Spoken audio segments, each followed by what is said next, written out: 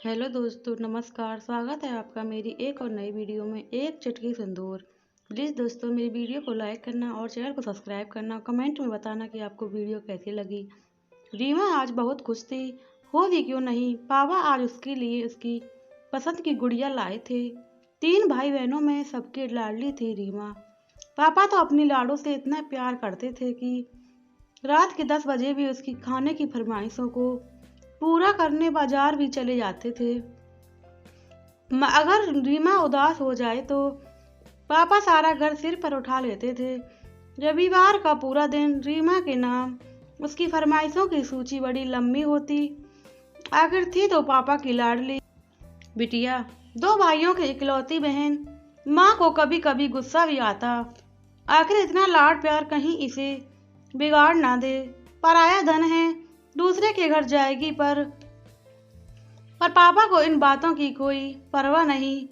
वो अक्सर कहते, कैसी बातें करती हो, जी लेने दो इसे अभी खुलकर अपनी जिंदगी। अगर हम अभी से इन बातों की परवाह करेंगे तो अपनी बच्ची का बचपन, उसके नादानियाँ, उसकी शरारतों को नज़रअंदाज करेंगे तो कौन करेगा। जब जो होगा देखा जाएगा।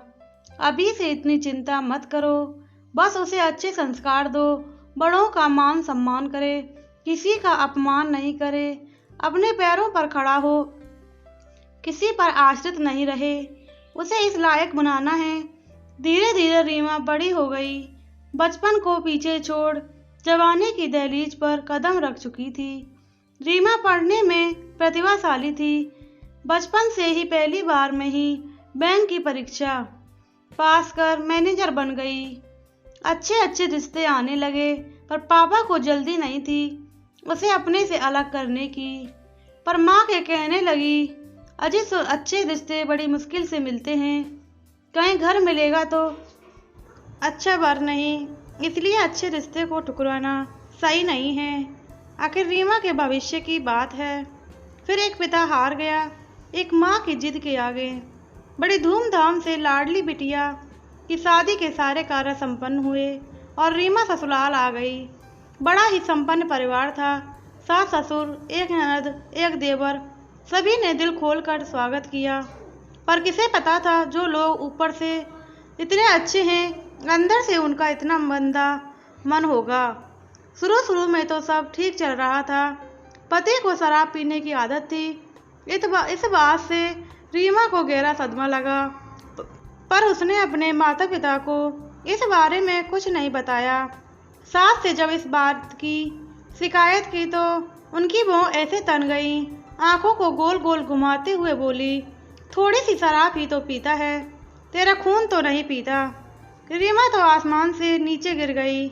कैसी माँ है ये, अपने बेटे की बुरी आदतों पर पछतावा नहीं, उल्टे उसके मनोबल को बढ़ा रही है। पूरी तरह से टूट गई रीमा। मायके वालों को चाहकर भी नहीं बता पा रही थी। माँ ने विदा होते समय कसम जो दी थी, वादा कर यहाँ की ससुराल की बात यहाँ आकर तू कभी अपने पापा से नहीं बताएगी और हम सभी को नहीं बताएगी। आज से वही घर तेरा अपना घर। दिन भर बैंक का काम, शाम होते ही घर की खटपट से परेशान हो गई रीमा। एक दिन अचानक से बेहोश होकर गिर गई। बैंक में ही सारे कर्मचारी मिलकर उसे अस्पताल ले गए। उसके ससुराल फोन किया, ससुर और देवर आए। पति ने फ़ोन काट दिया। डॉक्टर ने जांच के बाद बताया कि ये माँ बनने वाली है और शायद मानसिक तनाव में रहती है। आप इन्हें घर ले जा सकते हैं। हमेशा खुश रहने वाली रीमा उदास रहने लगी। ससुराल वालों ने उसके पापा को फ़ोन किया और बोले, बधाई हो, आप नाना बनने वाले हैं। रीमा के पापा तो मानो खुशियों का खजाना ही मिल गया हो। रीमा के दोनों भाई आकर उसे अपने साथ मायके ले गए। बैंक से 6 महीने की छुट्टी मिल गई। पापा को रीमा के व्यवहार में बदलाव देखकर कुछ शक हुआ। उन्हें लगा शायद रीमा कुछ छिपा रही है। वो रीमा का सिर अपने गोद में लेकर बोले, बेटे तू ससुराल में खुश तो है ना, कोई ऐसी बात तो नहीं जो तू हम सबसे छुपा रही हो।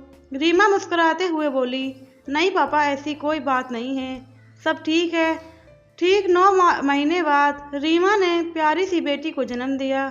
पापा ने ससुराल वालों को खबर कर दी कि सास और ससुर आए दिखावे के लिए, बहुत सारा उपहार लाए, पर बेटे के काम का बहाना बना दिया।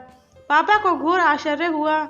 कोई इस इंसान पहली बार पिता बनता है तो उसके बहुत अरमान होते हैं। उन्हें शक हुआ शायद रीमा मुझसे कोई बड़ी बात छुपा रही है। फिर भी रीमा ने पापा को कुछ नहीं बताया। 1 महीने बाद देवर आके रीमा और बच्ची को अपने साथ ले गया। ना चाहते हुए भी रीमा ससुराल आई। उसे लगा शायद पिता बनने के बाद उनमें परिवर्तन आ गया होगा। पति घर में ही था। बच्ची को देखकर उतनी खुशी नहीं हुई जितनी होनी चाहिए। अब तो हर बात पर रीमा पर हाथ भी उठाने लगा। बच्ची 6 महीने की हो गई थी। एक दिन गुस्से में आकर उसने उसे पालने से नीचे पटक दिया। रीमा का गुस्सा फूट पड़ा। उसने जोरदार थप्पड़ अपने पति के गालों पर जड़ दिया और वो जोर से चीखी, बस अब और नहीं, मैं अब और अन्याय बर्दाश्त नहीं कर सकती। मैं आज ही अपने पापा को सब सच बता दूंगी। जो सास ससुर मुख दर्शन बनकर सब देख रहे थे बोल पड़े, जिंदा रहेगी ना तब बता पाएगी। वो रीमा को घसीटते हुए किचन ले गए और हाथ पैर बांध दिया और गैस ऑन करके बाहर से कमरा लगा दिया, लाइट ऑन कर दिया। रीमा जल रही थी। पड़ोसियों ने शोर मचाया, आग लग गई, आग लग गई। आग सास भी नकली आंसू बहाते हुए चिल्लाए जा रही थी। मेरी बहू किचन में खाना बना रही थी। शायद गैस सिलेंडर में आग लगने की वजह से आग लग गई। अब कौन देखेगा इस दुर्मोही बच्ची को? मेरे बेटे की तो दुनिया ही उजड़ गई। दमकल की मदद से आग पर काबू पा लिया गया। रीमा के मायके वालों को खबर दे दी गई। रीमा की सांसें अभी चल रही थी। उसे एम्बुलेंस से अस्पताल लाया गया और रीमा करा रही थी, पापा पापा। डॉक्टर बोले शायद ये अपने पापा से मिलना चाहती है। अब ज़्यादा समय नहीं है इनके पास। इनके पापा कहाँ हैं? तभी बदहाश पापा, भाई, भाभी और माँ, पूरे परिवार अस्पताल पहुँचा। डॉक्टर बोले पेशेंट के पास ज़्यादा वक्त नहीं है, वो अपने पापा से मिलना चाहती है। आप में से जो उनके पापा हैं वो मेरे साथ चलिए। वहीं बेहोश होकर गिर गए। उन्हें पानी डालकर होश में लाया गया।